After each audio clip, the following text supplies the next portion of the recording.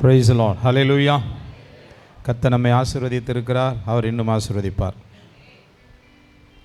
நான் பிரசங்கம் பண்ணுறதுக்கு முன்னாடி ஆண்டவர் எனக்கு ஒரு வசனத்தை ஞாபகப்படுத்தினார்.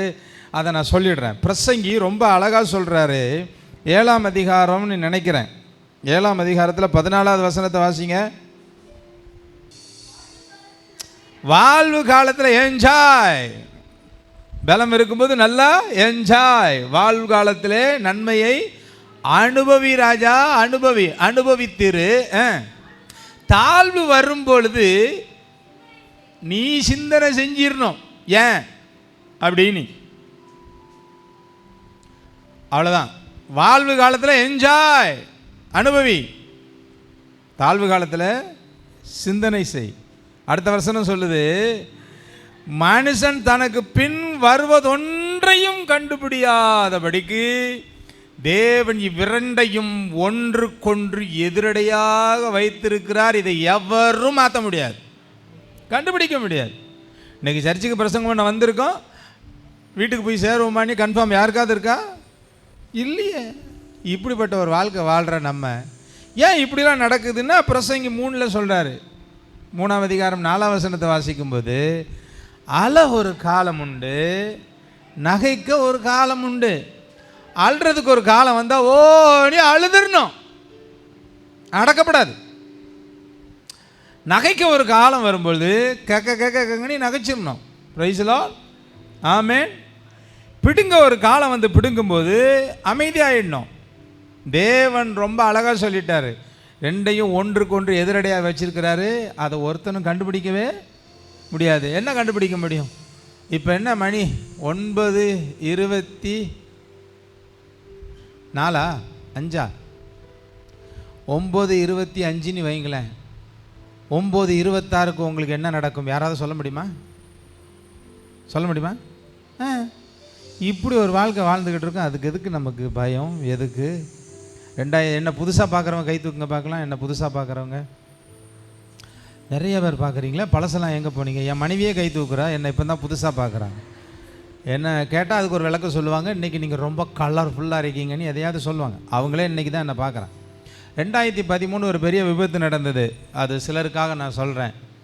சென்னையிலேருந்து திருச்சி வரைக்கும் 12ஆம் நம்பர் சீட்டில் உட்காந்து போனேன். எப்போதுமே காப்பி குடித்து பழக்கம் இல்லாதவன் அன்றைக்கி காப்பி குடிக்கணும்னு பஸ்ஸை விட்டு இறங்கினேன். இறங்கி காப்பி குடிச்சிட்டு பஸ்ஸில் ஏறினா நான் உட்காந்து வந்த சீட்டில் ஒருத்தர் உட்காந்து தூங்கிக்கிட்டு இருந்தார். என்ன பண்ணியிருக்கணும்? என் சீட்டில் எழுப்பணுமா வேண்டாமா? என் சீட்டுன்னு எழுப்பி சண்டை போட்டிருக்கணும். அன்னைக்கு தூங்குறவரை எழுப்ப வேணான்னு திரும்பி பார்த்தா 15ஆம் நம்பர் சீட்டு காலியாக இருந்தது. அந்த சீட்டில் உட்காந்து எனக்கு ஒரே பயம். என்ன பயம்னா, என் மனைவி நான் பயணம் செய்யும்போது ஒரு வாட்டர் கேனில் தண்ணி அடித்து வாட்டர் கேனை மிஸ் பண்ணாமல் கொண்டு வந்துடணும் அப்படின்னு சொன்னேன். அப்படின்னா என்ன அர்த்தம்? நிறையா மிஸ் பண்ணிட்டு வந்திருக்கோன்னு அர்த்தம். அந்த சீட்டில் உட்காந்து ஐயோ வாட்டர் கேனை ஒன்றும் தூக்கிட்டு போயிடக்கூடாதுன்ற பயத்திலே தூங்கிட்டேன். ஒரு 5 நிமிஷம் கழிச்சு பட்டுன்னு ஒரு சத்தம் வந்துச்சு. கண்ணை திறந்து பார்த்தா நான் போன பஸ்ஸில் பாதியை காணோம். அந்த ஃபோட்டோலாம் வச்சுருக்கேன், சந்தேகம் இருந்தால் பாருங்கள், உங்களுக்கு விசுவாசம் பெருகும். நான் போன பஸ்ஸில் பாதியை காணோம். கொஞ்ச நாள் அதான் நியூஸில் ஓடிக்கிட்டே இருந்தது. விளாத்தி குளத்துலேருந்து சென்னை வந்த பஸ்ஸும் சென்னையிலேருந்து தூத்துக்குடி போன பஸ்ஸும் நேருக்கு நேர் மோதி நான் போன பஸ்ஸில் 4 பேர் இழந்துட்டாங்க. அதில் ஒருத்தர் 12ஆம் நம்பர் சீட்டில் இருந்தவர். விளங்குதா உங்களுக்கு? என் கால் அப்படி 2ஆக உடஞ்சி போச்சு. ஊழியத்துக்கு தான் போனேன், என் கால் ஏன் உடஞ்சிதெல்லாம் கேட்கப்படாது. கால் உடஞ்சி தொங்குது. நான் அந்த சீட்டில் நான் உட்காந்து வந்த சீட்டில் பார்த்தா அவருக்கு தலையே இல்லை. சீட்டு மோதி தலை அப்படி கூழு மாதிரி ஆயிடுச்சு. பைபிள் சொல்லுது, நான் மரண இருளின் பள்ளத்தாக்கில் நடந்தாலும் பொல்லாப்புக்கு பயப்படேன். அப்படின்னா என்ன அர்த்தம்? மரண இருளின் பள்ளத்தாக்கில் நடக்க நேரிடும், ஆனாலும் பொல்லாப்புக்கு பயப்படேன். காரணம், தேவரீர் என்னோட கூட இருக்கிறீர். நமக்கு அதுதான் விஷயம். அப்புறம் கிராம மக்கள் வந்து கண்ணாடியெல்லாம் உடச்சி எடுத்து என்னை கொண்டு அரசாங்க மருத்துவமனையில் கொண்டு போட்டாங்க. அந்த அரசாங்க மருத்துவமனையில் காலை நீட்டி வச்சு ஒரு டாக்டர் சொல்கிறார் நோ சான்ஸ், இனிமேல் நடக்க முடியாதுன்றாரு. என்னொருத்தர் சொல்கிறாரு கட் பண்ணி ஜாயின் பண்ணிடலான்றாரு. எப்படி இருக்கும்? சின்ன ஜபம் தாங்க. நான் படுக்கையில் இருந்த 9 மாதமும் நான் செய்த ஒரே ஒரு ஜபம் இது தாங்க. ஆண்டவரே ஒரு நல்ல டாக்டர்கிட்ட காமிச்சு என் காலை காப்பாற்றி கொடுத்தீங்கன்னா மறுபடியும் ஊழியம் செய்வேன். வேறு பில்டப்பும் கிடையாது, ஜபமும் கிடையாது, கண்ணீரும் கிடையாது, ஒன்றும் கிடையாது. அந்த ஜபத்தை கேட்டு என் கையில் இருக்கிற டச் ஃபோனு நைட்டு 2 மணிக்கு கோயம்புத்தூரில் இருக்கிறவருக்கு ஒருத்தருக்கு போய் ஆண்டவர் காக்காவை கழுதையெல்லாம் பயன்படுத்துகிறாருல, நவீன காலத்தில் செல்ஃபோனையும் பயன்படுத்துகிறாரு. டச் ஃபோனில் கரெக்டாக கோயம்புத்தூரில் இருக்கிறவருக்கு ஃபோன் போய் நைட்டு 2 மணிக்கு இவர் என் ஃபோன் பண்ணுறான்னு எடுக்க, அந்த ஃபோன் அட்டன் பண்ணவர் இந்த ஃபோன் வச்சுருந்தவருக்கு கால் போயிடுச்சின்னு சொல்ல, அவர் உடனே அங்கேருந்து திருச்சியில் இருக்கிற எஃப்எம்பிபி அண்ணன்மார்களுக்கு ஃபோன் பண்ண, அவங்க எல்லோரும் வந்து என்னை அரசாங்க மருத்துவமனையிலேருந்து ப்ரைவேட் மருத்துவமனையில் கொண்டு போய் சேர்க்க, அங்கே ஆப்ரேஷன் பண்ணி ஒரு பெரிய ராடு வச்சு 8 ஸ்க்ரூ போட்டு டைட் பண்ணி 9 மாதம் படுத்த படுக்கையாக இருந்து 1 வருஷம் கழித்து பிரசங்கம் பண்ண வந்தால் மக்கள் கேட்ட கேள்வி பஸ் மோதினதை விட பயங்கரமாக இருந்துச்சு. ஏசையாவுக்கு நடந்த ஆஞ்சோலாம் பிரச்சனையே இல்லை, அவருக்கு ஸ்டெண்ட் வச்சதெல்லாம் பிரச்சனை இது இல்லை. சில மக்கள் வந்து மோதுவாங்க பாருங்கள், அதுதான் ரொம்ப வலிக்கும். என்கிட்ட கேட்டாங்க, ஏன் உடஞ்சிது, கர்த்தர் வெளிப்படுத்தலையா, வேகமாக போனால் இப்படி தான் ஆண்டவர் உட்கார வச்சிருவார், எங்களை என்னெல்லாம் சொன்னீங்க, உங்களுக்கு நடந்துச்சா, இப்படிலாம் சொல்லும்போது நான் சொன்ன பதில் ஒன்று தான், உடைக்கப்பட்டது செய்தி அல்ல, மறுபடியும் ஒட்டப்பட்டது செய்தி ஆகும். இதை எப்போதுமே மனசில் வச்சிடுங்க. சிங்க கபில தள்ளப்படுவதல்ல செய்தி, சிங்கங்களின் வாயை அடைத்து மேலே வருவது செய்தி. அக்னியிலே இழுத்தெறிந்தார்கள், என்ன குற்றம் செய்தார்கள், தேவனை துதித்தார்கள், அவ்வளவுதான். சிங்க கபில இழுத்தெறிந்தார்கள், என்ன பெருசாக செஞ்சிட்டாங்க, ஆண்டவரை நோக்கி ஜெபம் பண்ணாங்க, அவ்வளோதான். ஜெபம் பண்ணுறவங்களுக்கும் ஊழியம் செய்கிறவங்களுக்கு இதெல்லாம் வராதுன்னு சொன்னாதான் அது போய் வரும், ஆனால் வராது. ஆமென். போராட்டங்கள் வரும், முடிவில் ஜெயமும் வரும். நான் சொன்ன பதில் உடைக்கப்பட்டது செய்தி அல்ல, மறுபடியும் ஒட்டப்பட்டு நான் நடப்பது செய்தி.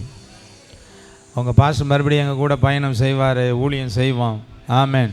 அடுத்த தலைமுறையை பார்ப்போம், பயந்து கிடக்கப்படாது, தலைமுறைகளை பார்ப்போம். 4 தலைமுறையை பார்ப்போன்னு போட்டிருக்கு பைபிளில்.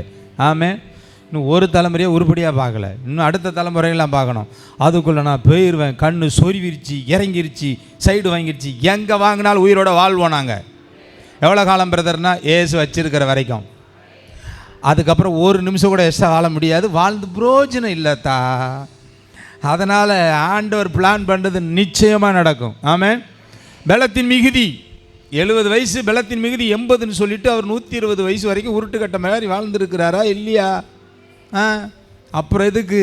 பழைய ஏற்பாட்டில் பிதாவை விசுவாசித்து அவரே 120 வயசு வரைக்கும் வாழ்ந்தா, இயேசுவை விசுவாசிக்கிற நம்ம எப்பளும் 200 வயசு வரைக்கும் வாழ்ந்தாலும் தப்பு இல்லை. நீங்கள் எனக்கு சுகர் வந்துருச்சு, ரிட்டையர்ட் ஆகிட்டேன், வயசாகிடுச்சு, தள்ளாடிட்டேன், எப்போ போவேன்னு எதிர்பார்த்து சீக்கிரம் போய் தொலைஞ்சிடாதீங்க. வாழணும், வாழ்கிறதுக்கு படைத்திருக்கிறார் தேவன். ஆமென் சொல்லுங்க. ஹல்லேலூயா.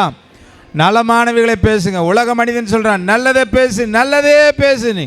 நம்ம நல்லதை தவிர கெட்டதை ரொம்ப விவரித்து பேச வேண்டிய அவசியம் இல்லை. Praise the Lord. எனக்கு முதல்ல ஒரு மூத்த பொண்ணு, பையன் பிறப்பான்னு அது பொண்ணாக பிறந்துருச்சு. அதான் என் பொண்ணு கேட்குறா, நான் பிறக்கும்போது பையன் பிறக்கணும்னு ஜெபம் பண்ணிவிட்டு எனக்கு பிறக்கும்போது பொண்ணு பிறக்கணும்னு ஜெபம் பண்ணிக்கல, என்ன டேடி நியாயம் அப்படின்னு கேட்டான். அதில் ஒரு ரகசியம் இருக்குது. அது ஒரு ரகசியம்னா நீங்கள் நான் அடுத்த வாரம் வந்து சொல்வேன்லாம் நினைக்கப்படாது, அதெல்லாம் ஒரு மண் இல்லை. என்ன ரகசியம்னா, ஏற்கனவே எங்கள் சம்பந்தாருக்கு 2 ஆம்பளை பேர பிள்ளைகள் இருக்குது. அப்போ 2 பேரன் இருக்கும்போது ஒரு பேத்தி இருந்தால் நல்லது, அப்படி தானே? அதுக்காக ஜெபம் பண்ண பேத்தியை தந்தார் ஆண்டவர், அவ்வளோதான். இதெல்லாம் ரகசியம்லாம் ஒன்றும் கிடையாது. ஆமென். அதுக்கப்புறம் என் பொண்ணு ஒரு ஜெபம் பண்ணால், அதுக்கப்புறம் அவங்க வீட்டில் ஒருத்தர் கன்சிவானா அவள் சொன்னாலும், ஆண்டவரே 2 பையன், 3ஆவதும் பையனே பிறந்தா என் பொண்ணுக்கு கெத்தாக இருக்குன்னு அந்த ஜெபத்தையும் கேட்டு 3ஆவது பிறந்த பேரன். அதனால் இப்போ இந்த அம்மா மட்டும்தான் பேத்தி. அதில் ஒரு ரவுஸ் இருக்குது. எத்தனை பேருக்கு புரியுது? அவ்வளோதான், நியாயமான விஷயம். 2ஆவது பையன் பிறப்பான்னு பேர்லாம் வச்சேன், டேவிட் லிவிங்ஸ்டன் மிஷினரி பேர் வச்சாச்சு. பேர்கால நேரம் வந்துச்சு, மேடையிலலாம் சொல்லிட்டேன். 2வது கர்த்தர் எனக்கு ஒரு ஆண் குழந்தையை தரப்போகிறார், அவருடைய பேர் டேவிட் லிவிங்ஸ்டன் அப்படின்லாம் பேரெல்லாம் வச்சு சொல்லி முடித்து கடைசியில் பேர்கால டைமில் என்ன நடந்தது தெரியுமா? தலை மட்டும் வெளியே வந்து 8 மணி நேரம் அப்படியே நின்றுருச்சு. ஷோல்ட்ரு, பிள்ளை வெயிட் 5.5 கிலோ, ஷோல்ட்ரு இறங்கலை. அதனால் டாக்டர் என் மனைவியை காப்பாற்றுறதுக்கு என் பையன் என் குழந்தைய ஊசியை போட்டு கொன்று, என் மனைவி வயிற்றை ஓப்பன் பண்ணி தலையை கட் பண்ணி 2 ஷோல்டரையும் கட் பண்ணி ஒரு வேஷ்டியில் சுற்றி ஒரு அட்டைப்பெட்டியில் வச்சு உன் பிள்ளை எடுத்துகிட்டு போன்னு சொன்னாங்க. எடுத்துகிட்டு போய் காலையில் 5:30 மணிக்கெலாம் எங்கள் அம்மா அப்பா கல்லறைக்கு பக்கத்தில் நானே குழியை தோண்டி, நானும் எங்கள் அத்தானும் சேர்ந்து குழியை தோண்டி, நானும் என் மாமனார் எங்கள் அத்தானும் சேர்ந்து என் பிள்ளையை அடக்கம் பண்ணிட்டு வந்தோம். அப்பவும் கேள்வி கேட்டாங்க, என்ன பாவம் செஞ்சியோ, கர்த்தர் உன் பிள்ளை அடிச்சிட்டார், நீ மக்கள் பேசுகிற வார்த்தையை கவனியாதன்னு சொல்கிறார். கவனிக்கவே கூடாது. கவனித்தா நம்ம ரொம்ப சொந்தாயிருவோம். இன்றைக்கி அவருக்கு என்னென்னா, அவங்க என்ன நினைப்பாங்க, இவங்க என்ன நினைப்பாங்க, எவன் நினைச்சும் நம்மளை வாழ வைக்கிற இயேசு தான். அத்தனை கேள்விக்கும் நான் சொன்ன ஒரே பதில், தேவன் என் வாழ்க்கையில் தீமை செய்கிறதே இல்லை. ஏன்னா பொல்லாத மனிதன் நானே என் பிள்ளைகளுக்கு தீமை செய்ய நினைக்கிறதே இல்லை. அந்த நல்ல தேவன் எனக்கு தீமை செய்யணும்னு நினைக்கவே மாட்டார். புரிஞ்சவங்க மட்டும் கரங்களை தட்டி கத்துற துதிங்க. இப்படி பல போராட்டத்தை கடந்து வந்தோம். மருத்துவர்கள் சொன்னாங்க இனிமேல் குழந்தை பிறக்காதுன்னு சொன்னாங்க, சிலர் பிறக்கக்கூடாதுன்னு சொன்னாங்க. மறுபடியும் 2 ஆண்டு காலம் கழித்து என்னுடைய மனைவி கருவுற்றால். அக்டோபர் 10ஆம் தேதி குழந்தை பிறக்கும்னு சொன்னாங்க. செப்டம்பர் 13 ஒரு டெஸ்ட்டுக்கு போனோம். செப்டம்பர் 14 பிறந்துட்டான். குறை மாத குழந்தைன்னு சொல்லி அவனை மருத்துவமனையில் இன்பெட்டில் வச்சுட்டாங்க. நான் அப்படியே ஜோம் பண்ணிக்கிட்டு, ஆண்டவரே கொடுத்ததே கொடுத்தீரே, ஒரு குறை மாத குழந்தைய கொடுத்துட்டீரேன்னு கேட்கும்போது ஆண்டவர் சொன்னார், இல்லை மகனே, உன் கண்ணீரை கழிப்பாக கொடுத்த குழந்தை. காரணம், அந்த பிள்ளை இறந்ததும் செப்டம்பர் 14, இந்த பிள்ளை பிறந்ததும் செப்டம்பர் 14. அதனால் இப்போ சொல்கிறாங்க உண்மையிலேயே கர்த்தர் உன் கூட இருக்கிறாருன்னு சொல்கிறாங்க. அதனால தான் பைபிள் சொல்லுது, மனிதன் சொல்கிற வார்த்தையை நம்பாத. இங்கே வந்து சோத்திரம் யான்னு சொல்லிட்டு வெளியே போய் இவரெல்லாம் ஒரு மனுஷனான்னு சொல்லிட்டு போகிற உலகத்தில் வாழ்ந்துக்கிட்டு இருக்கோம். தேவன் என்ன சொல்கிறாரோ அதன்படி நீங்கள் வாழுங்க. அவர் நியமித்த காலத்தில் ஒரு நொடி பொழுது கூட நம்ம எக்ஸ்ட்ராவும் வாழ முடியாது, இழுத்துட்டும் கிடக்க முடியாது. தேவன் நேர்த்தியாக நடத்துவார். ஆமென். நீங்கள் வெளியே போய் எங்கேயும் பரிதாப ஓட்டு வாங்குது, எங்கள் பாஸ்டர் ரொம்ப டல்லா இதாரு அப்படிலாம் சொல்லக்கூடாது. எங்கள் பாஸ்டருக்கு ஆஞ்சியோ பண்ணதுக்கப்புறம் அப்படியே பலமாக வந்து நிற்கிறாருன்னு சொல்லணும். ஆமென். அவர் விசாரிக்க வர்றவங்க அனுதாபமாக எப்படி பாஸ்டர் இருக்கேங்க அப்படிலாம் சொல்லக்கூடாது. இவருக்கு இந்த சம்பவம் நடந்து நான் ஒரு 15-20 நாள் அவரை பார்க்கவே வரல. ஏன் பார்க்க வரலன்னா, அன்பு ரொம்ப ஓவர். நீங்கள் வந்து பார்த்தா தான் அன்பு நினைக்கிறீங்களா? ஏன் நான் பார்க்க வரல, நான் பேசினாலே அவர் விழுந்து விழுந்து சிரிப்பார். இப்போ நான் வந்து பேசி அவர் விழுந்து விழுந்து சிரித்து உள்ளே வச்சது தெரிச்சிருச்சுன்னா என்ன ஆகுறது? அதனால தான் நான் வரல. என்னுடைய நண்பர்கிட்ட சொல்லிட்டேன், இப்போ நான் போய் பார்த்தா சரியாகாது, ஏன்னா நான் பேசினாலே அவர் சிரிப்பார். இப்போ போய் பேசி ஓவராக சிரித்தா நல்லா இருக்காதுன்னு சொல்லிட்டு ஃபோனில் கூட அவர்கிட்ட பேசலை. அதனால் உங்கள் இருதயம் கலங்காது இருப்பதாக. தேவன் படைத்தது ஒரே ஒரு இருதயம். ஏன் கிட்னியை 2 படைச்சி, கைகளை 2 படைச்சி, கால்களை 2 படைச்சி, கண்களை 2 படைச்சி, கிட்னியை 2 படைச்சி, ஏன் இருதயம் 1 படைச்சாருன்னா, உங்களை படைத்த தேவன் ஒரே ஒருவர், அவர் தங்குவதற்கு ஒரு சிங்காசனம் போதும் என்பதால் இருதயத்தை 1 படைச்சார். அந்த இருதயத்தில் இயேசு இருந்தால் உங்கள் இருதயம் கலங்க வேண்டிய அவசியமே இல்லை. சந்தோஷமாக இருங்க. ஆமென். சரி, இன்றைக்கு ஆண்டவர் நாங்கள் கொண்டு வந்திருக்கிறார் அப்படின்னு நான் நினைக்கிறேன். இன்றைக்கு நியாயாதிபதிகள் 6ஆம் அதிகாரம் 13வது வசனத்தை வாசித்து அதிலிருந்து சில கேள்வி பதிலை உங்களுக்கு சொல்ல ஆசைப்படுறேன். அப்பொழுது கிதியோன் அவரை நோக்கி, என் ஆண்டவனே, கர்த்தர் எங்களோடு இருந்தால் இவையெல்லாம் எங்களுக்கு நேரிடுவானே? கர்த்தர் எங்களை எகிப்திலிருந்து கொண்டு வரவில்லையா என்று எங்கள் பிதாக்கள் எங்களுக்கு விவரித்து சொன்ன அவருடைய அற்புதங்கள் எல்லாம் எங்கே? இப்பொழுது கர்த்தர் எங்களை கைவிட்டு மீதியானியர் கையில் எங்களை ஒப்பு கொடுத்தாரே என்றான். தேவன் வேலை மெனக்கிட்டு வந்து சொல்றாரு, மகனே நான் உன் கூட இருக்கிறேன்னா, இவர் ஆண்டவரை பார்த்து ஒரு கேள்வி கேட்குறாரு. அடப்போவாங்க ஏசப்பா, நீங்கள் எங்கள் கூட இருந்தா இது ஏன் எங்களுக்கு சம்பவிக்கணும்? இதிலிருந்து நான் உங்களுக்கு என்ன சொல்ல விரும்புகிறேன் என்றால், மனிதனின் கேள்விகளுக்கு இறைவனின் பதில் என்ன? இன்றைக்கி நிறைய கேள்வி நமக்குள்ளே இருக்குல்ல, நமக்குள்ளே இருக்குது. ஏன் இப்படி நடந்துச்சு? இப்படி நடந்திருக்கக்கூடாது, ஜெபம் பண்ணமே, ஏன் ஆண்டவர் கேட்கல? கேள்வி இருக்கா இல்லையா? கைதி காட்டுங்க பார்க்கலாம். மொத்த சபையும் கேள்வி கணலில் தான் இருக்குது. ஏன் நம்ம ஜெபம் பண்ணமே, ஏன் ஜெபம் கேட்கப்படல அப்படின்ற கேள்வி இருக்குல்ல.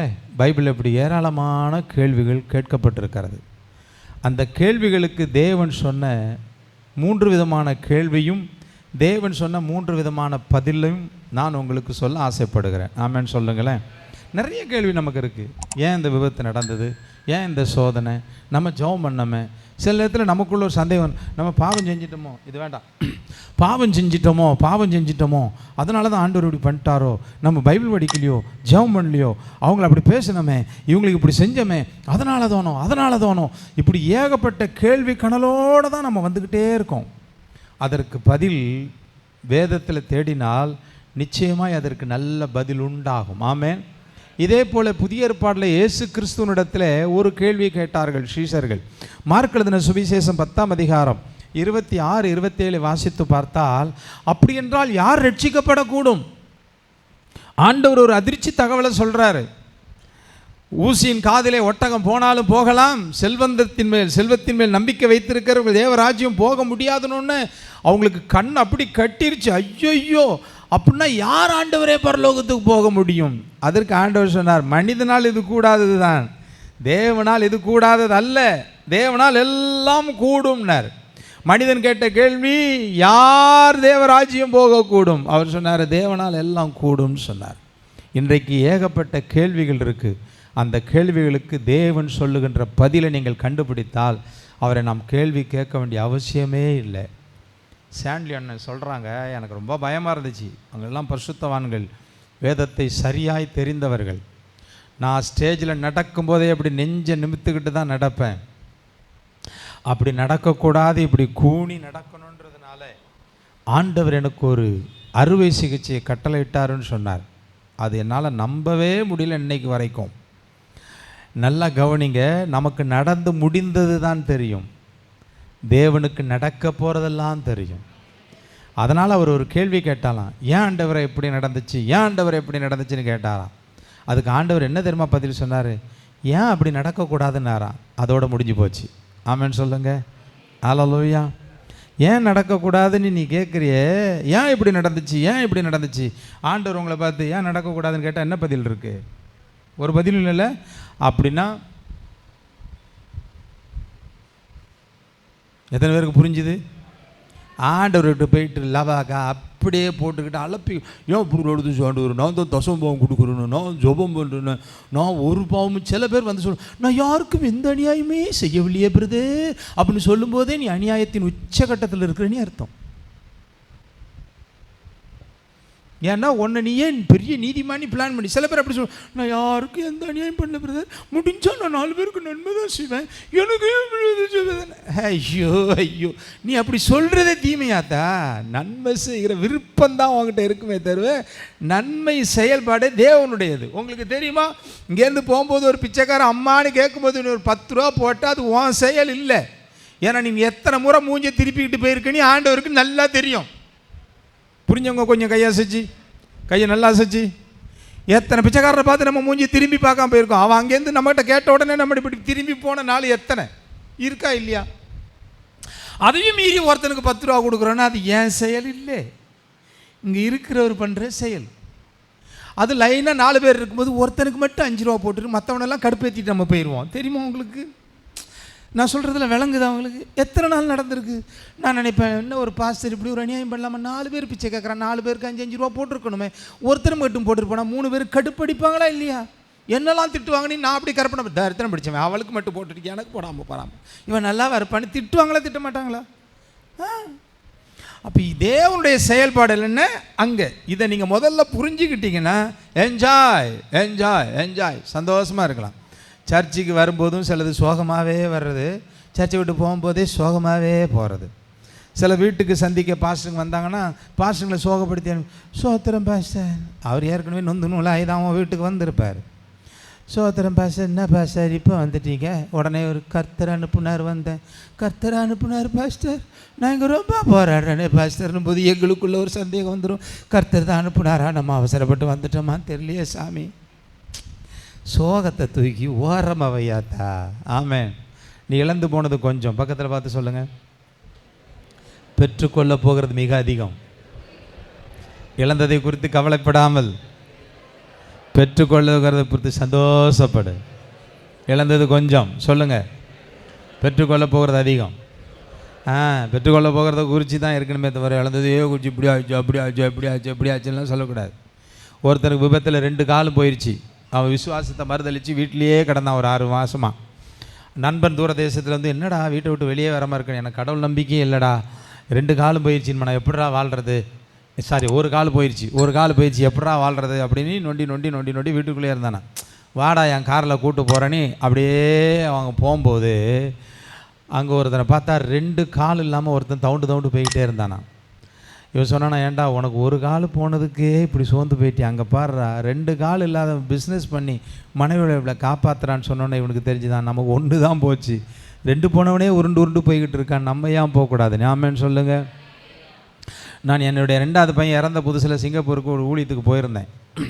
அங்கே போகும்போது ஒரு வீட்டு கூட்டத்தில் நான் சாட்சி ரொம்ப கண்ணீர் மல்க சாட்சி சொல்கிறேன்.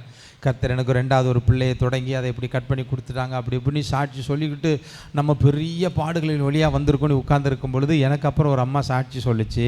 நான் சொன்ன சாட்சி புஷ்ஷுன்னு போயிடுச்சு. அந்த அம்மா என்ன தெரியுமா சொன்னாங்க, உங்கள் எல்லாருக்குமே தெரியும் என் வீட்டுக்காரர் இறந்து 2 வருஷம் ஆச்சு. எனக்கு ஒரே ஒரு பையன், அவனை நான் MBA படிக்க வச்சு என் நம்பிக்கையே அந்த பையன்தான். அவனுக்கு ஒரு நல்ல வேலை கிடச்சிது. முதல் மாதம் சம்பளத்தை வாங்கிட்டோமா, நான் வீட்டுக்கு வந்துடுறமான்னு சொல்லும்பொழுது எனக்கு அவனுக்கு அவ்வளோ சந்தோஷமாக இருந்தது. இனிமேல் நமக்கு பையன் இருக்கான், சம்பாதிக்க ஆரம்பிச்சிட்டான், நம்மளை பாதுகாப்பான் அப்படி நம்பிக்கையாக இருந்தேன். அவன் அந்த பேக்கை தோளில் மாட்டிக்கிட்டு வந்து பஸ்ஸில் இறங்கும்போது தோளில் மாட்டின்னு இருக்கிற பஸ்ஸு அந்த கம்பியில் மாட்டி அவன் அப்படியே ஸ்லிப்பாகி விழுந்தி டயர் என் பிள்ளை மேலே ஏறி தலை அப்படி கூலாக போய் என் பையனும் செத்தான். ஆனாலும் இயேசு மேலே நான் வச்ச நம்பிக்கை சாகலைன்னு சொல்லிச்சு. அன்னைக்கு முடிவு பண்ண, நம்மளை விட அதிபயங்கரமாய் பாடுபட்டு பயணம் செய்கிறவர்கள் இருக்கத்தான் செய்கிறார்கள். கவலைப்படாதீங்க, கவலையே படாதீங்க. இன்றைக்கு மனிதர்கள் கேட்ட 3 கேள்விக்கு தேவன் சொன்ன 3 விதமான பதிலை நான் உங்களுக்கு சொல்லலான்னு இருக்கேன். எத்தனை பேர் கேட்கலான்னு ஆசைப்படுறீங்க? ஆலே அல்லேலூயா. கொஞ்சம் உடம்பு அசைங்கம்மா. ஆலே சந்தோஷமா ஏ ஆலே.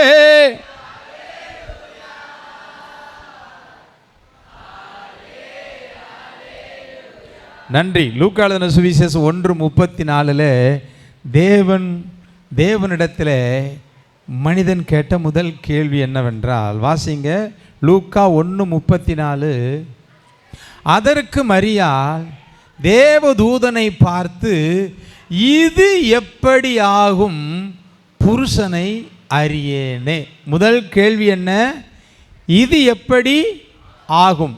இவருடைய மைண்ட் செட்டப் எல்லாம் நியாயமானது தான். ஒரு வாலிப பெண்ணை பார்த்து, திருமண முடியாத ஒரு பெண்ணை பார்த்து தேவதூதன் வந்து சொல்லுகிறார், உனக்கு ஒரு குழந்தை பிறக்கும் அப்படின்னு ஒன்று அதிர்ச்சி ஆயிடுச்சு. ஏனென்றால் மனித முறைமை ஒன்று இருக்கிறது. கணவனும் மனைவியும் ஆணும் பெண்ணும் திருமணம் முடித்து ஒன்று சேர்ந்து தான் குழந்தைகளை உருவாக்க முடியும்ன்ற ஒரு ஃபார்முலாவை இறைவனே படைத்து வைத்திருக்கிறார். எத்தனை பேருக்கு புரியுது? அதற்கு மாறாக இப்பொழுது ஒரு செய்தி கேள்விப்படுகிறோம். உன் வயிற்றில் ஒரு குழந்தை பிறக்க போகுதுன்னு சொன்னோன்னே இவளுக்கு அதிர்ச்சி தாங்க முடியல. இது எப்படி? நியாயமான கேள்விதான்ல. நம்ம நிறைய வேளையில் ஆண்டவரிடத்தில் நியாயமான கேள்வி தான் கேட்போம். ஏன்னா நம்ம ரசிக்கப்பட்ட பிள்ளைங்கள அநியாயமெல்லாம் கேட்க மாட்டோம், நியாயமாக தான் கேட்ட மாதிரி இருக்கும். இது எப்படி ஆகும், புருஷனை அறியேனே அப்படின்ற கேள்விக்கு தேவன் சொன்ன ஒரு பதில் அடுத்த வசனத்தில் இருக்கிறது. பரிசுத்த ஆவி உன்மேல் நிழலிடும், அதனாலே உன்னிடத்தில் பிறப்பது பரிசுத்த வித்தாகும். தேவனிடத்தில் மனிதர்கள் கேட்ட கேள்வி இது எப்படி ஆகும், அதற்கு தேவன் சொன்ன பதில் பரிசுத்த ஆவியினாலே எல்லாம் ஆகும். கரங்களை தட்டி கர்த்தரை துதிங்க பார்க்கலாம். உங்ககிட்ட ஒரு கேள்வி இருக்கும், கம்பெனியில் இந்த சூழ்நிலை எப்படி மாறும், இது எப்படி ஆகும், இது நடக்க வாய்ப்பே இல்லை, மொத்த மக்களும் சொல்லுவாங்க.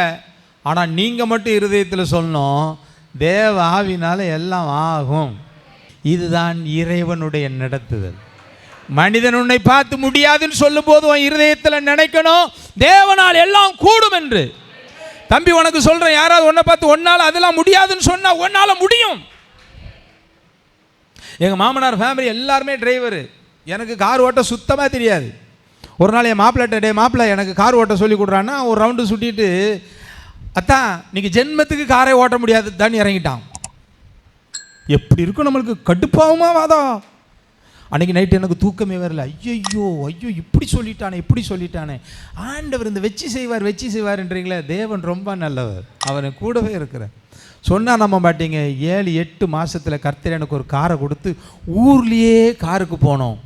என் மனைவிட்ட கேளுங்க, அன்னைக்கு ஒரு 100 ஃபோன் பண்ணியிருப்பான் என் மாப்பிள்ளை.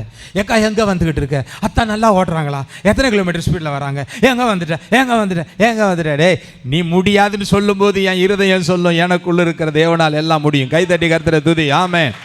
நீ ஒரு லெக்க பிடிக்கணும்னு நினச்சிருப்ப, உன்னை சுற்றி இருக்கிறவங்க சொல்லுவாங்க, நீ படிக்கிற படிப்பு இதுரா, நீ செய்ய வேண்டியது இதுரா. நீ படித்ததுக்கு சம்பந்தமே இல்லாத ஒரு இடத்துல உட்கார வச்சு அழகு பார்ப்பார், அவர் தான் தேவன். நாங்கள்லாம் மெட்ராஸுக்கு வரும்பொழுது பிரசங்கம் பண்ணுவோம் நீ நினச்சா வந்தோம்? ஏதோ ஒரு கடையில் பாத்திரம் சட்டி கழுவி குடும்பத்தை நடத்தினா போதுன்னு தான் வந்தோம். ஆனால் ஆண்டவர் உலக தோற்றத்திற்கு முன்னாடி எங்களை இப்படி நியமித்தார் என்பதை நீங்கள் மறந்துடாதீங்க. கர்த்தருக்கு எல்லாம் தெரியும். அதனால தான் பைபிள் சொல்லுது, தேவன் தம்மிடத்தில் அன்பு கூறுகிறவர்களுக்கு ஆயத்தப்படுத்தினவர்களை கண் காணவில்லை, செவி கேளவில்லை, இருதயம் உணரவில்லை, நமக்கோ கர்த்தருடைய ஆவியில் வெளிப்படுத்தி இருக்கிறார். இது எப்படி ஆகும் என்ற ஒரு கேள்வி இருந்தால் உனக்கு நான் தீர்க்க தரிசனமாய் சொல்லுகிறேன், தேவ ஆவியினால எல்லாம் ஆகும். சகரியா தீர்க்க தரிசன புஸ்தகத்தில் 4ஆம் அதிகாரம் 6ஆம் வசனம் சொல்லுகிறது, தேவ ஆவியினால எல்லாம் ஆகும், பலமும் அல்ல பராக்கிரமும் அல்ல, தேவ ஆவியினால எல்லாம் ஆகும் என்று. ஏசாயா 59:9 வாசித்து பார்த்தால், சத்துரு வெள்ளம் போல் வரும்பொழுது ஆவியானவர் உனக்குலேருந்து ஒரு கொடி ஏற்றி சீட்டை மாற்றி உட்கார வச்சு உன்னை உயிரோட வைப்பாருப்பு. ஆமேன்னு சொல்லுங்க. ஹல்லேலூயா. அடுத்த செக்கப் போகும்போது உனக்கு ஆஞ்சியோ வச்ச டாக்டரே கண்ணு மிரளத்தக்கதாக இது எப்படி ஆச்சுன்னா நீ சொல்லணும், தேவனால் எல்லாம் ஆச்சு நீ சொல்லணும். அந்த பையன் இறந்த டேட்டில் ஒருத்தர் பிறந்தாரே, அவர் வந்திருக்கிறார். அவர் 3 வயசில் மாடியிலேருந்து தலைகீழ கீழே விழுந்து மூளையில் ஒரு ஆப்ரேஷன், மேத்தா நர்சிங் ஹோமில், தெரியுமா உங்களுக்கு? அவர் தலையை தடவி பாருங்கள், அப்படியே நிலா மாதிரி இருக்கும். அவர் ஒரு அதிசய பிறவி, அவர் இப்படி இருக்கும். ஆப்ரேஷன் பண்ணி ஆஸ்பத்திரியில் உள்ளே வச்சுருக்க ஐசியூவில். அப்போ அவர் சொல்லுவார், சிங்கக்குட்டிகள் பாடுங்க டேடின்வார். ஆப்ரேஷன் பண்ண அன்னைக்கு சிங்கக்குட்டிகள் பாடுங்க டேடின்னாரு. சிங்கக்குட்டிகள் பட்டினி கிடக்கு, நான் பாடிக்கிட்டே இருக்கேன், தூங்கிட்டேன் பாடிட்டு. 2 மணி 2:30 மணி இருக்கும். முடிச்சு பார்த்தா இங்கே ஒருத்தர் உட்காந்து அவனுக்கு பாட்டு சொல்லி கொடுக்குறாரு. சிங்க குட்டிகள் பட்டினி கிடக்குன்னு பாட்டு சொல்லி கொடுக்குறாரு. இவர் அவரை பார்த்து சிரிச்சுக்கிட்டே பாட்டு பாடுறாரு. நான் முழிச்சு பார்த்துட்டு அப்படியே சாஞ்சி முக்கா தூக்கத்தில் யோசிக்கிறேன், நம்ம தான் தூங்குறோமே, இவனுக்கு யார் பாட்டு சொல்லி கொடுக்குறேன்னு திரும்பி பார்த்தா அங்கே உட்காந்துருந்தவரை காணும். நான் விறுவிறுத்து அங்கே போய் பார்த்தா நர்ஸு தூங்கிட்டு இருக்காங்க, என் ஒய்ஃபு சேரில் உட்காந்து தூங்கிட்டு இருக்காங்க. எனக்கு அப்படியே உள்ளே வேக்குது. இவர் மட்டும் அந்த பக்கம் திரும்பி பார்த்து, சிங்க குட்டிகள் பட்டினி கிடக்கும், ஆண்டவரை தேடுறது குறைவில்லைன்னு சொல்லுவார். உங்களுக்கு தெரியுமா, மூளையில் ஆப்ரேஷன் பண்ணி ஒரு நாள் தான் ஐசியூவில் இருந்தார். அடுத்த நாள் நார்மல் வார்டுக்கு வந்துட்டார்.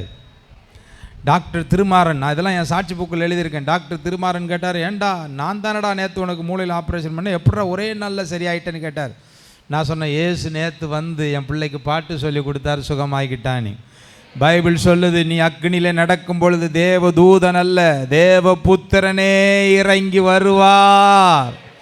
அதனால தான் அவர் சொல்கிறாரு, 4ஆம் மனிதனுடைய சாயல் தேவ புத்திரனை போல் இருக்கிறது. நீ தண்ணியில் நடக்கும்போது ஒரு விதம், அக்னியில் நடக்கும்போது உன்னை காப்பாற்றுவதற்கு தேவனே இறங்கி வருவார், கவலைப்படாத.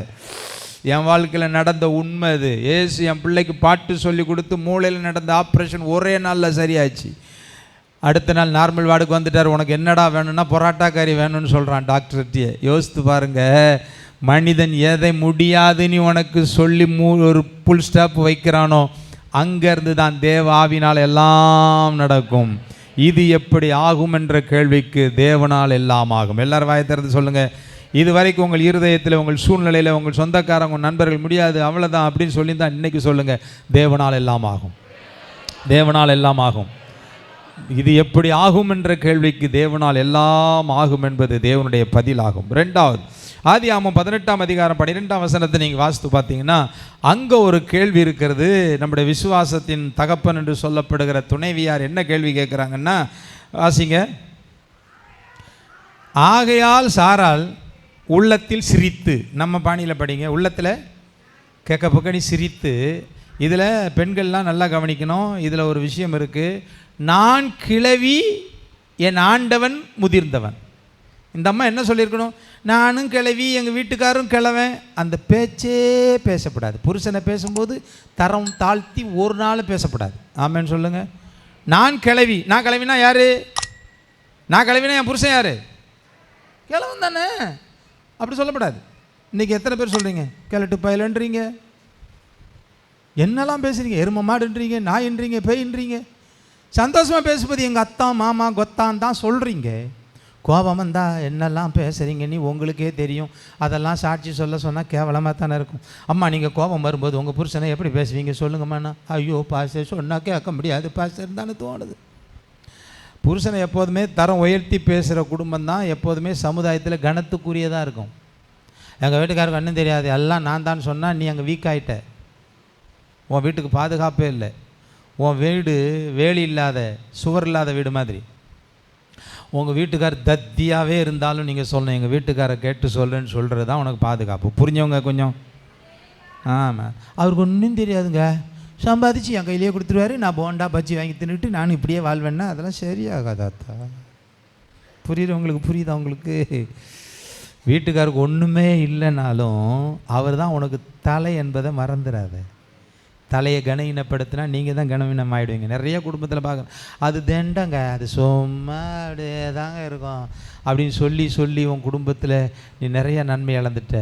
நீ சொல்லணும், எனக்கு ஒன்றும் தெரியாதுங்க, எங்கள் வீட்டுக்காருக்கு எல்லாம் தெரியும்னு சொல்லிப்பார், உனக்கு கனம் உண்டாகும். ஆமே.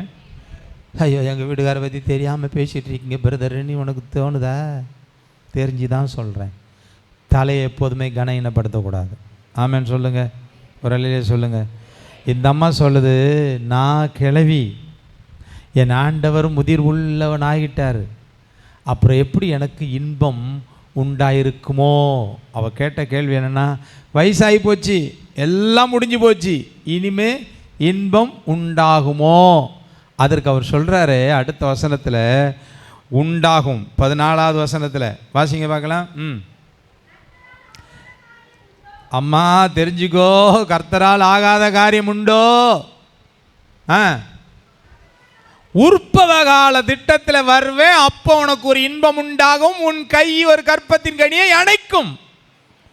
இந்த அம்மாவுக்கு புருஷனுக்கு கொஞ்சம் வயசு இருக்கிற வரைக்கும் இவளுக்கு ஒரு நம்பிக்கை இருந்துச்சு. 65 வயசில் ஆண்டவர் வாக்கு பண்ணுறாரு. ஆமாம் தானே? 65 வயசில் அந்த அம்மாவுக்கு 65, இவருக்கு 75 வயசு.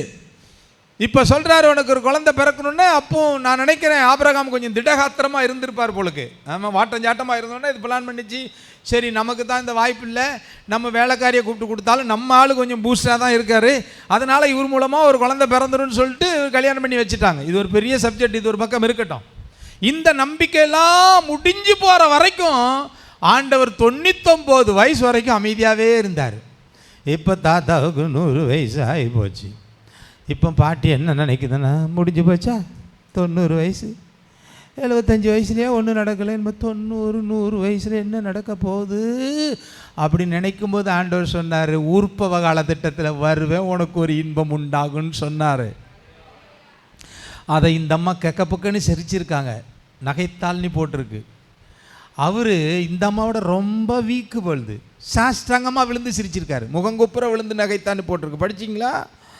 ஆண்டவர் பார்த்தார், ஏன்டா நான் உனக்கு ஒரு அற்புதம் செய்யலாம் நீ பிளான் பண்ணியிருக்கும்போது உன் மனைவி என்னென்ன கெக்கப்புக்கானு சிரிக்கிறா, நீ என்னென்ன குப்புற கடந்து சிரிக்கிற, என்னங்கடா, அதனால் அந்த பிள்ளைக்கு சிரிப்புன்னு பேர் வையின்னு சொன்னார். ஈசாக்கு என்றால் புன்னகை என்ற அர்த்தம், நகைப்பு. நம்ம ஊர் பாசையில் சொன்னால் சிரிப்புன்னு பேர் வச்சு 100 வயசு தாத்தாவுக்கு ஒரு சிரிப்பு பிறந்திருக்கு. இங்கே 100 வயசில் யாராவது இருக்கீங்களா? வாய்ப்பே இல்லைல்ல. 100 வயசில் ஒரு குழந்தை பிறந்திருக்கு. இப்போ அவருக்கு சிரிப்புக்கு, அதாவது 5 வயசு ஆயிடுச்சு, இப்படி கடைக்கு கூப்பிட்டு போகும்போது எல்லோரும் என்ன கேட்டிருப்பாங்கன்னு, இது உங்கள் பேரனா பூட்டனா ஓட்டனான்னு தான் கேட்டிருக்கணும்.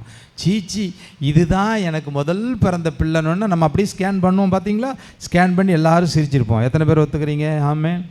இப்போ அந்த பையன் விளாண்டுக்கிட்டு இருக்கும்போது இவர் கூப்பிட்றாரு, ஏ சிரிப்பு இங்கே வான்னு. வேலைக்காரங்கெல்லாம், என்ன ஓனர் நம்ம முதலாளி சிரிப்புன்னு பேர் வச்சிருக்கிறாருன்னு. ஏன் சிரிப்புன்னு பேர் வைக்க சொன்னார் தெரியுமா? 100 வயதில் எல்லாம் முடிந்தது, இனி வாழ்வாதாரம் இல்லைன்னு நினைக்கும் பொழுது ஒரு உற்பவ காலத்திட்டத்தை தேவன் குறித்து வைத்திருப்பார். அப்போ ஒரு இன்பம் உண்டாகும். ஆமேன்னு சொல்லுங்கள். நீ வயசாகி போச்சு நினைப்ப, அப்பந்தான் உனக்கு முதிர்ச்சியும், அப்பொழுதுதான் உன்னுடைய வாழ்க்கையில செழிப்பும் உண்டாகும். சங்கீதம் 92:15 வேதம் சொல்லுகிறது, முதிர் வயதிலும் அவர்கள் கனிகளை தந்து பசுமையும் எப்படி இருப்பார்களாம், புஷ்டியாக எப்படி இருப்பாங்க, புஷ்டியாக இருப்பார்கள். உபாகமம் 34:7 மோசே சொல்கிறார், எனக்கு 120 வயசு ஆயிடுச்சு, ஆனால் கண் இருளடையவில்லை, பலன் குன்றி போகவில்லை, இன்னும் நான் யுத்தத்திற்கு போவதற்கு நான் ஆயத்தமாக இருக்கிறேன் என்று சொன்னார். என் அன்பு தெய்வத்தினுடைய பிள்ளைகளே, இன்பம் உண்டாகுமா? வயசாகி போச்சு, ரிட்டையர்ட் ஆகிட்டேன், பென்ஷன் இல்லை, யாரும் இல்லைன்னு நினைக்காத. அங்கத்தான் கர்த்தர் ஒரு காலத்தை குறித்து வைத்திருப்பார். மற்றவர்களுக்கு ஆகாது என்று இருக்கிற உங்களை மற்றவர்களுக்கு உதவி செய்கிற அளவுக்கு கர்த்தர் உங்கள் பாத்திரத்தை நிரம்பி வழிய செய்வார். ஆமென் சொல்லுங்க, ஒரு அல்லேலூயா சொல்லுங்க. இன்பம் உண்டாகுமோ அப்படின்னு ஒரு கேள்வி உனக்கு இருந்துச்சுன்னா, இன்னைக்கு சொல்கிறார் ஆண்டவர், உற்பவ கால திட்டத்தில் இன்பம் உண்டாகும். உன் குடும்ப சூழ்நிலைகள் எல்லாம் தலைகீழாய் மாறும். அது அவர் மாற்றுற விதமே ஆச்சரியமாக இருக்கும். நாங்கள் பெரம்பூரில் ஒரு சின்ன இடம் வாங்கினோம். வாங்கிறதுக்கு முன்னாடி அந்த இடத்த விற்க போகிற அந்த அம்மா சொல்லிச்சு, மாஸ்டர், ரோட்டில் போகிறவனுக்கு சும்மா கொடுப்பேன், ஆனால் உனக்கு மட்டும் கொடுக்க மாட்டேன்னு சொல்லிட்டு ஒரு லாயரை கூப்பிட்டு வந்து மிரட்டிட்டு போச்சு.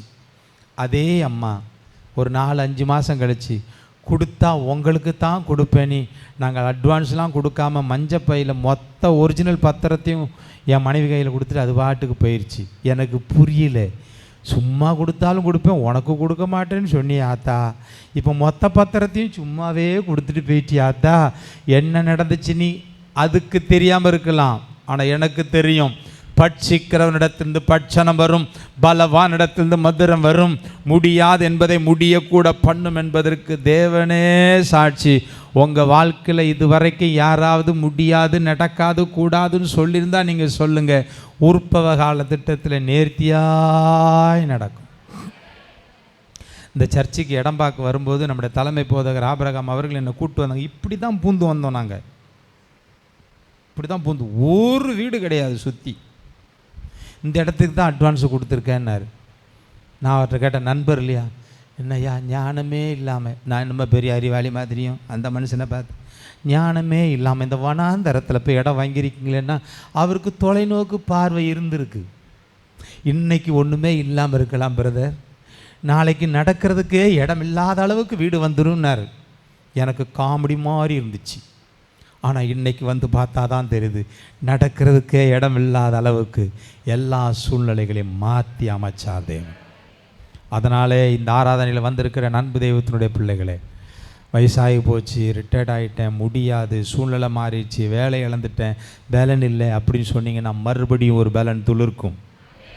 மறுபடியும் தேவனாய் கர்த்தர் குறித்த காலத்திற்கு ஏற்ற காரியங்கள் நிச்சயமாய் வந்து நடக்கும். கடைசியாக யோவான் எழுதின சுவிசேஷம் 6ஆம் அதிகாரம் 9வது வசனத்தை வாசித்து பார்த்தால், வனாந்தரத்தில் உட்கார வச்சுட்டு ஆண்டவர் சொல்கிறார், இந்த பிள்ளை இவங்களுக்கு எல்லாருக்கும் ஆகாரம் கொடுன்னு சொல்கிறார். இப்போ நமக்கு இங்கே ஆகாரம் கொடுன்னா பிரச்சனை இல்லை, 10 பேர் 10 ஹோட்டலில் போய் பார்சல் வாங்கி வந்துடலாம். வனாந்தரத்தில் நிறுத்தி வச்சுட்டு ஆண்டவர் சொல்கிறார் சீஷர்களை பார்த்து, 50 பேரை உட்கார வைங்கடான்னு பார்த்தா கிட்டத்தட்ட 20,000 பேர் இருக்கானுங்க. புருஷர்கள் மட்டும் 5,000 போட்டிருக்கு. மனைவி பிள்ளைகளோட சோத்து லைனாக உட்காந்துருக்கான். ஒவ்வொருத்தரும் 5 ரொட்டியும் 2 மீன் திம்பாம்பொழுக்கு. அதனால தான் அவங்க அம்மா அந்த பையன்கிட்ட 5 அப்பமும் 2 மீன் கொடுத்து அனுப்பியிருக்கு. பிரைஸ்லாட், புரியுதா உங்களுக்கு? அப்போல்லாம் இப்போ நம்ம அம்மா சொல்கிற தோசை மாதிரிலாம் இருக்காதுங்க. ஒரு அப்பமே தலையில் தூக்கிட்டு போகிற அளவுக்கு இருக்கும். சரிதானே? 5 அப்பத்தை வச்சுக்கிட்டு அது திருன்னு பார்த்துக்கிட்டு இருக்கு. நான் நினைக்கிறேன், ஏன்டா அப்பத்தை இன்னும் திங்காமல் பார்த்துக்கிட்டே இருக்கணும். இப்போ நம்ம பிள்ளைகளுக்கு 2 சாக்லேட் வாங்கி கொடுங்களேன், அது சர்ச்சில் வந்து உட்காரதுக்கு முன்னாடி ஒழுங்கிட்டு தான் வந்து உட்காரும். ஆமாவா? இவன் கையில் 5 அப்பம் 2 மீன் கொடுத்தா இவன் சாப்பிடாமல் திருன்னு பார்த்துக்கிட்டே இருந்திருக்கான். ஏன்னா நம்ம அப்பா பண்ண பிரசங்கம் அப்படி. ஆமேன்னு சொல்லுங்கள். சாப்பாடே அவனுக்கு தேவையில்லாமல் இருந்துச்சு. அப்படி மெய் மறந்து பார்த்துக்கிட்டே இருந்தான். அங்கே ஒருத்தன் போய் அவன் சொல்கிறான், அங்கே அந்த மனித கேள்வி பாருங்கள், இங்கே ஒரு பையன் இருக்கிறான், அவன் கையில் 5 வாட்கோதுமை அப்பங்களும் 2 மீன்களும் உண்டு. ஆனாலும், எல்லாரும் சொல்லுங்க, மறுபடியும் சொல்லுங்க, ஆனாலும் இத்தனை ஜனங்களுக்கு அது எம்மாத்திரம். ஆமென். ஒவ்வொருத்தரும் 5 ரொட்டி 2 மீன் தின்னானுங்கன்னா 20,000 பேருக்கு எங்கே போகிறது? உடனே ஒரு கால்குலேட்டரில் கணக்கு போட்டு 200 பணத்திற்கு வாங்கினாலும் முடியாதே சாமின்னு மூளை குழம்பி இருக்கும் பொழுது மனிதன் கேட்ட கேள்வி என்னவென்றால், இத்தனை பேருக்கு எம்மாத்திரம்? ஆண்டவர் சொன்னார், தோத்திரத்தினாலே கிருபை பெருகும் என்றார். 11வது வசனத்தை நீங்கள் வாசித்து பார்த்தீங்கன்னா தெரியும். ஆண்டவராக இயேசு கிறிஸ்து அந்த அப்பங்களை எடுத்து ஸ்தோத்திரம் பண்ணி சீசரிடத்தில் கொடுத்தார். சீசர்கள் பந்தி இருக்கிறவர்களுக்கு கொடுத்தார்கள். அப்படியே அந்த மீன்களையும் அவர் கொடுத்து அவர்களுக்கு வேண்டிய மட்டும் கொடுத்தார். அவர்கள் புசித்து திருப்தி அடைந்து மீதியானதை கூடைகளிலே நிரப்பி வைத்தார்கள். கரங்களை தட்டி கர்த்தரை ஸ்தோத்திரம் பண்ணுங்க பார்க்கலாம். கொஞ்சம் வருமானம்தான் பிரதர், இது எனக்கு எம்மாத்திரம் அப்படின்னு கேட்டால் தோத்திரத்தில் கிருபை பெருகும். நீங்கள் எந்த பிரச்சனையிலையும் ஸ்தோத்திரம் பண்ண பழகுங்க. சோத்திரம் பண்ணுங்க, சோத்திரம் பண்ணுங்கன்னு நம்ம பலமாக இருக்கும்போது சொல்கிறது ரொம்ப ஈஸி. ஆனால் பலவீனப்படும் பொழுது கேள்வி வந்துடும். தோத்திரம் பண்ணி பாருங்க, கிருபை பெருகும். பைபிள் சொல்லுகிறது, 2 கொரிந்தியர் 4ஆம் அதிகாரம் 15ஆம் வசனத்தை வாசித்து பார்த்தால், அநேகருடைய சோத்திரத்தினால கிருபை பெருகும். நீங்கள் உங்கள் பாஸ்டரை நினைக்கும் போது, சபையை நினைக்கும் பொழுது சோத்திரம் சோத்திரம்னு சொல்லுங்கள், கிருபை பெருகும். உங்கள் குடும்பத்தில் ஒரு பெரிய பிரச்சனை, சோத்திரம் பண்ணுங்க. பிரச்சனைக்கு யார்கிட்ட போய் ஆலோசனை கேட்கலான்னு நினைக்காதீங்க, சோத்திரம் ஆண்டவரே. அதுக்கு அப்போஸ்தலனாகிய பவுல் பிலிப்பியருக்கு எழுதும் பொழுது ரொம்ப அழகாக எழுதுறாரு. பிலிப்பியர்கள் நிருபத்தில் 4ஆம் அதிகாரம் 6ஆம் வசனம் 7ஆம் வசனத்தை வாசித்து பார்த்தீங்கன்னா, நீங்கள் ஒன்றுக்கும் கவலை, முதல்ல தோத்திரம் பண்ணுறதுக்கு முன்னாடி கவலை என்று சொல்லப்படுகின்ற பிசாசின் ஆயுதத்தை தூக்கி ஓரமாக வச்சுட்டு தான் தோத்திரம் பண்ணணும். ஆமென் சொல்லுங்கள். Praise the Lord. சில பிரச்சனை வரும்பொழுது நான் ஒரே ஒரு வார்த்தை என்ன பண்ணுறேன்னு தெரில, என்ன பண்ணுறேன்னு தெரில, என் மனைவி சொல்ல என்ன பண்ணுறேன்னு தெரில, என்ன பண்ணுறேன்னு தெரிலன்னு புலம்பிட்டுருக்கீங்க. தோத்திரம் பண்ணுங்க. தோத்திரம் பண்ணுனா கிருபை பெருகும். இது ரகசியம், இது ஒரு பெரிய ரகசியம். இது உலக மனுஷனுக்கு தெரியாது. தோத்திரம் பண்ணும்போது லூசு மாதிரி தான் இருக்கும் நமக்கு. யோபு தன்னுடைய மனைவிக்கு எப்படி இருந்திருக்கும்? கர்த்தர் கொடுத்தார், கர்த்தர் எடுத்தார், அவருடைய நாமத்துக்கு சோத்திரம்னு அந்த லூசு பைய நம்மளை சாவடிக்காமல் விடமாட்டானோன்னு நினச்சிக்கிட்டு இருந்துச்சு. அதனால தான் அந்த அம்மா பேரே பைபிளில் எழுதலை. அந்த அம்மா ஊர் பேரை எழுதியிருந்து, ஆனால் அந்த அம்மா பேரை எழுதலை. அந்த அம்மாவுக்கு பைபிள் கொடுத்த பேர் என்னென்னா பைத்தியக்காரி, மெண்டல். சொல்லுங்கள். ஆண்டவரை கேள்வி கேட்டால் மெண்டல்னு தான் பேர் வைக்கணும். ஏன் எப்படி நடந்துச்சு? நல்லா ஜபம் பண்ணுறவங்க தானே, நல்லா ஊழியம் செஞ்சுறவங்க தானே, என்ன பாவம் செஞ்சாங்களும் தெரில, ஏன் இப்படி ஆச்சு? இப்படியெல்லாம் கேட்காதாத்தா. தோத்திரம் சொல்லுங்கள். எல்லாரும் கொஞ்சம் நேரம் தோத்திரம் பண்ணுங்க. சில வருஷத்துக்கு முன்னாடி இந்த பாலப்பள்ளம் அப்படின்னு சொல்கிற கன்னியாகுமரி மாவட்டத்தில் பாலப்பள்ளம்னு சொல்லப்படுற ஒரு இடத்துக்கு ஊழியத்துக்கு போயிருந்தேன். அப்போ பக்கத்தில் ஒரு பெந்தேகோஸ்தே சபையிலே ஒரு ஆராதனை, நைட் ப்ரேயர் நடந்துச்சு. அப்போது என்னை கூப்பிட்ட பாஸ்டர், இங்கே ஒரு பெந்தேகோஸ்தே சபை நைட் ப்ரேயர் நடக்குது, நம்ம போகலாமான்னு கேட்டாங்க. சரின்னு சொல்லிட்டு போனோம். போய் நாங்கள் பின்னாடி வரிசையில் இருந்து சோத்திரம் பண்ணி ஜெபம் பண்ணிக்கிட்டே இருக்கோம். பாடல் ஆராதெல்லாம் முடிஞ்சிக்கிட்டு இருக்கும்போது 4 பேர் சேர்ந்து ஒருத்தனை திபுன்னு தூக்கிட்டு வந்தாங்க. வாயில் நுர தள்ளிடுச்சு. நுர தள்ளினாலே பாம்பு ஏதோ கடிச்சிருக்குன்னு தெரியுது. கொண்டு வந்து ஆல்டரில் படுக்க வச்சுக்கிட்டு அந்த பாஸ்டர்கிட்ட அவர் சொல்கிறாரு. உடனே அந்த பாஸ்டர் சொல்கிறார், பிரதர் டேஸ் அவர்களே, பாம்பு கடித்து விட்டது, எல்லோரும் சோத்திரம் பண்ணுவோம். நமக்கு சோத்திரம் வருமா? சென்னையிலேருந்து போனவங்களுக்கு பாம்பு கடித்தா எங்கே கூப்பிட்டு போனோம்? நம்ம அறிவு என்ன சொல்லுது? இப்போ நம்ம வீட்டில் பக்கத்தில் ஒரு பாம்பு கடிச்சா உடனே நீ என்ன சொல், அங்கே ஒரு டாக்டர் இருக்காரு, நல்ல பாப்பாரு. உடனே இவர் சொல்ல, அங்கே ஒரு நாட்டு வைத்தியர் இருக்காங்க பாப்பா, அப்படி தானே சொல்லணும். ஆனால் அந்த ஊரில் அப்படி சொல்லலை. பாம்பு கடிச்சிருச்சு, எல்லாரும் சோத்திரம் பண்ணுவாங்கன்னா எல்லாம் பயபக்தியாக சோத்திரம் பண்ணாங்க. எனக்கு செம காண்டு. என்ன ஆண்டவரே, இந்த மாவட்டத்தில் எல்லாரும் அறிவில்லாமல் இருக்கிறார்கள், பாம்பு கடித்தா டாக்டர்கிட்ட தானே கொண்டு போகணும், இப்படி சோத்திரம் பண்ணுறாங்களே. எல்லாரும் கண்ணை மூடி சோத்திரம். நான் மட்டும் வேடிக்கை பார்த்துக்கிட்டே இருக்கேன். அப்புறம் ஆண்டவர் விடுவாரா? என்னடா ஒரு ஊழியக்காரன் அவிசுவாசமாக தோத்திரம் பண்ணுறான். நானும் ஆண்டவரே சோத்திரம் கொஞ்ச நேரம் சோத்திரம் பண்ணிட்டு கண்ணை திறந்து பார்த்தா படுத்து கிடந்தவரை காணோம். போயிட்டார் போல்த, தூக்கிட்டு போயிட்டாங்க கொடுக்க அப்படின்னு நினச்சா. அதான் இல்லை, அவர் எழுந்து நின்று சோத்திரன்றாருங்க. சோத்திரத்தில் கிருபை பெருகும். நம்ம அந்த நேரத்தில் மூளை அறிவை தான் பயன்படுத்துவோம். நல்ல டாக்டரை பார்க்கணும், கயிறை வச்சு கட்டணும், வேகமாக ஓடக்கூடாது, விஷம் தலைக்கு ஏறிடும், மூளைக்கு ஏறிடும்னு சொல்லி மாம்சிக அறிவில் இருக்கிறது ஒரு கூட்டம். ஆனால் தோத்திரம் என்ற கூட்டம் ஒன்று இருக்குது. அங்கே கிருபை பெருகும். உலர்ந்து போன எலும்புகளை உயிரடைய செய்கிற கிருபை உண்டாகும்.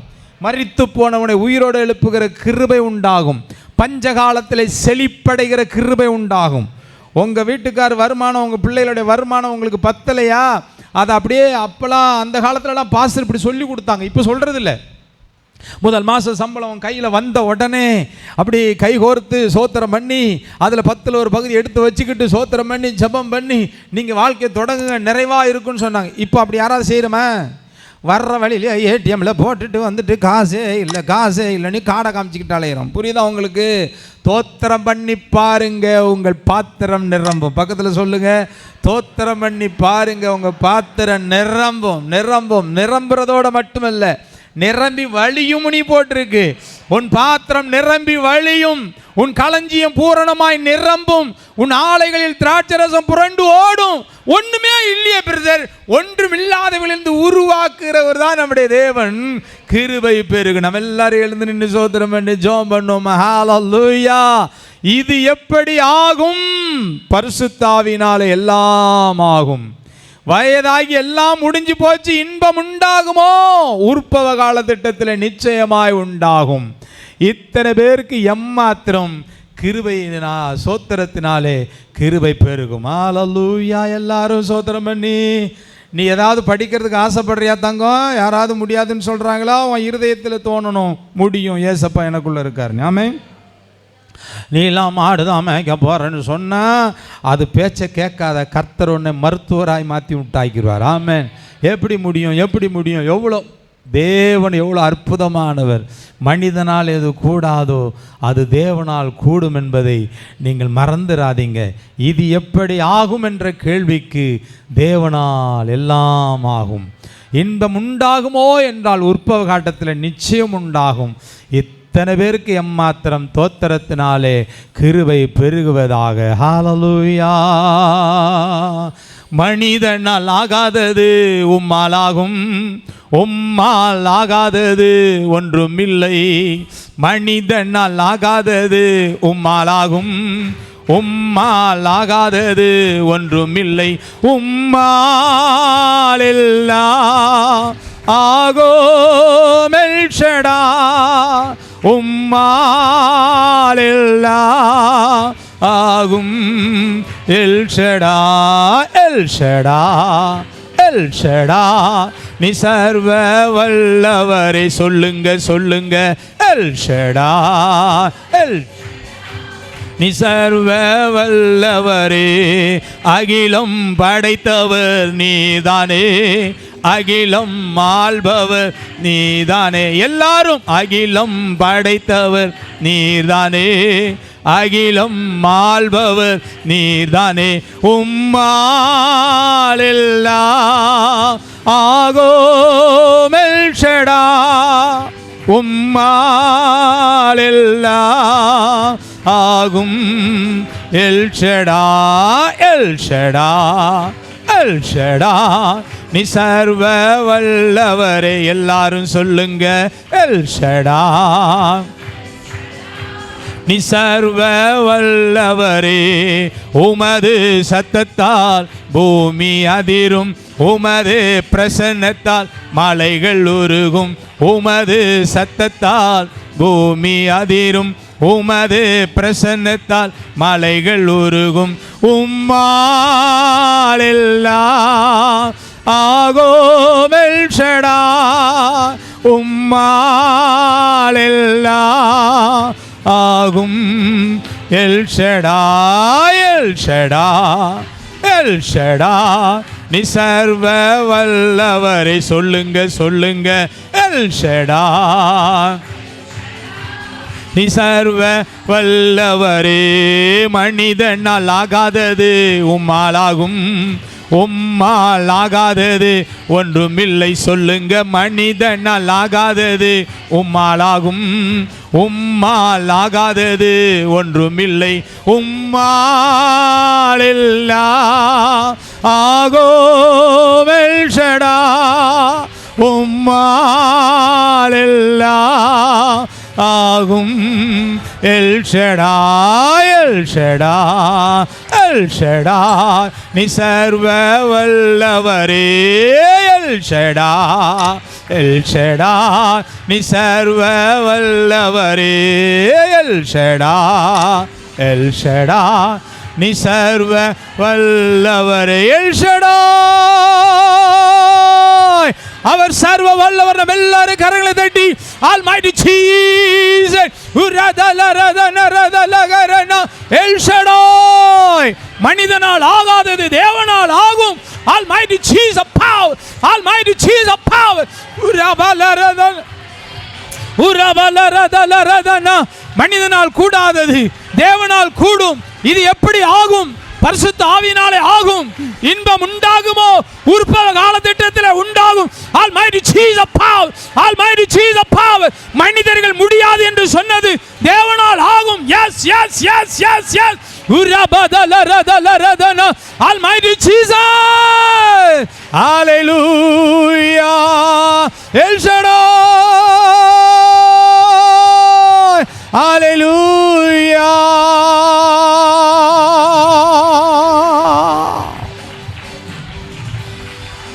ரபலரதலரதனரதன. நம்முடைய பாஸ்டர் இதுவரைக்கும் செய்த ஊழியத்தை காட்டிலும் இனிமேல் அதிகமாய் செய்வதற்கு கிருபை உண்டாகும். முன்பு செய்த பயணத்தை காட்டிலும் அதிக பயணம் செய்ய தேவனால் உண்டாகும். பலவீனத்திலே பலன் பூரணமாய் விளங்கும். இது எப்படி ஆகும்? பரிசுத்த ஆவியினாலே எல்லாம். Almighty Jesus. ஊழியம் முடியாது. ஆமென். இன்னும் தலைமுறைகளை கண்டு கர்த்தருடைய நாமத்தை மகிமைப்படுத்துவதற்கு தெரிந்து கொள்ளப்பட்டவர் இனம் இது. Almighty Jesus. சத்துரு உண்டு பண்ணுகிற பயம், சரீரத்தில் உண்டாகிற சோர்வுகள், மனதிலே உண்டாகிற கலக்கங்கள் எல்லாம் இயேசுவின் நாமத்தில் புறப்பட்டு போவதாக. ரபலரதலா ராதனாரதலகரனதா. ஹalleluya.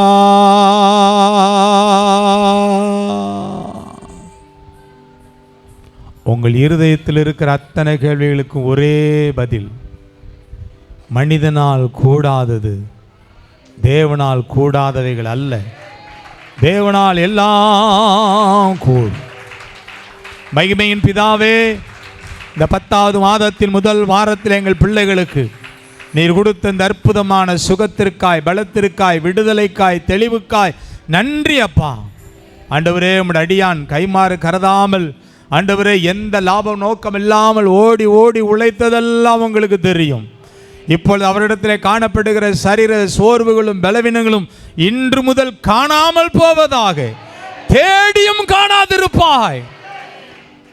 ஹalleluya. அவர் உன் அக்கிரமங்கள் எல்லாம் மன்னித்து நோய்களை குணமாக்கி பிராணனை அழிவுக்கு விலைக்கு மீட்டு கிருபையினால் இரக்கங்களால் முடி சூட்டி நன்மையினால் வாயை திருப்தியாக்கி கழுக்கு சமானமாய் திரும்ப திரும்ப திரும்ப உன் வயதை வாழ வயதை போல் மாற்றுவேன் என்று சொன்னது போல திரும்ப வாழ வயது உண்டாவதாக உண்டாவதாக உண்டாவதாக.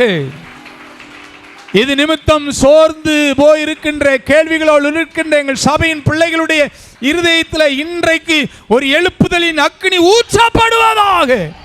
கேள்விகள் எல்லாம் ஓரம் கட்டி தேவனிடத்தில் வருகிற பதில் மேல நம்பிக்கை வைப்பார்களாகப்பா.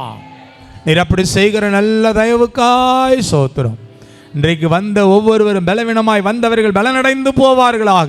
குறைவாய் வந்தவர்கள் நிறைவடைந்து போவார்களாக. கேள்வியோடு வந்தவர்கள் பதில் பெற்று போவார்களாக. இன்றைக்கு வரதடப்பட்ட பிள்ளைகள் எல்லாம் வரும் நாட்களை கொண்டு வந்து சேர்ப்பீராகப்பா. தேவ திட்டம் நிறைவேற எங்களை அர்ப்பணிக்கிறோம். இயேசுவின் நாமத்தில் பிதாவே.